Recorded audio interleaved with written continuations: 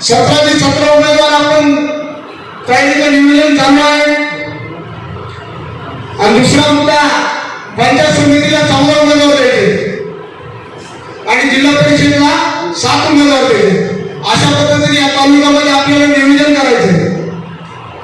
त्यासाठी हे आपण आज आढावा बैठकीचं नियोजन केलेलं आहे। जाधव साहेब आम्हाला खूप अडचणी तयार होतात तालुक्यामध्ये काम करत असताना। जर आम्ही एखाद्या कार्यकर्ता निवडलं तर रात्रीतून त्याला काहीतरी आनंद दाखवून तिकडे नेले जातो आणि त्याच्यावर बाबा म्हणला जातो त्या वंचितच्या कार्यक्रमाला जाऊ नको, तू त्यांचं पद घेऊन माझी परिस्थिती या तालुक्यामध्ये आहे।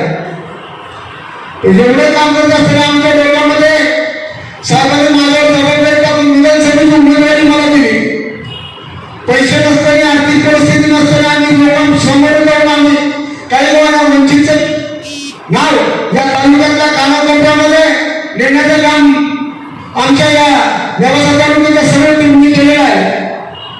प्रथमतः या व्यवसाय तालुक्याच्या सर्व टीमच्या मी या टीमला धन्यवाद देतो की आपण सर्वजण एकत्र येऊन आपण काम करताय।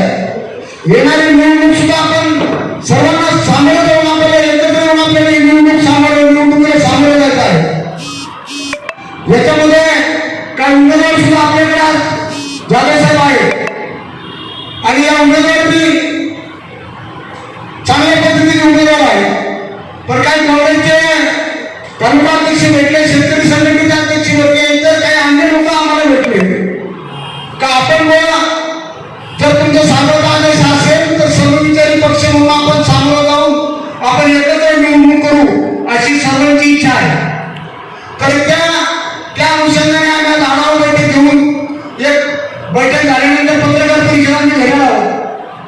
त्यात साहेबांच्या आदेशाने आणि आपल्या आदेशाने आम्ही सर्वविचारी पक्ष सोबत घेऊन आम्ही निवडणूक लढवणार आहोत। याच्या व्यतिरिक्त तालुक्यामध्ये सामाजिक काम चांगल्या पद्धतीने चालू आहे। पंचायत समिती असेल, जिल्हा परिषदेच्या शाळा असतील, तुमचे तहसील कार्यालय असेल, सर्वांचे सर्वांना न्याय मिळवून देण्याचं काम आमचं तालुका वंचित बहुजन आघाडी करीत आहे। सर्वांच्या सुखदुःखात आम्ही जात आहोत। एवढं काम आमचं तालुक्यामध्ये चालू आहे आणि एवढं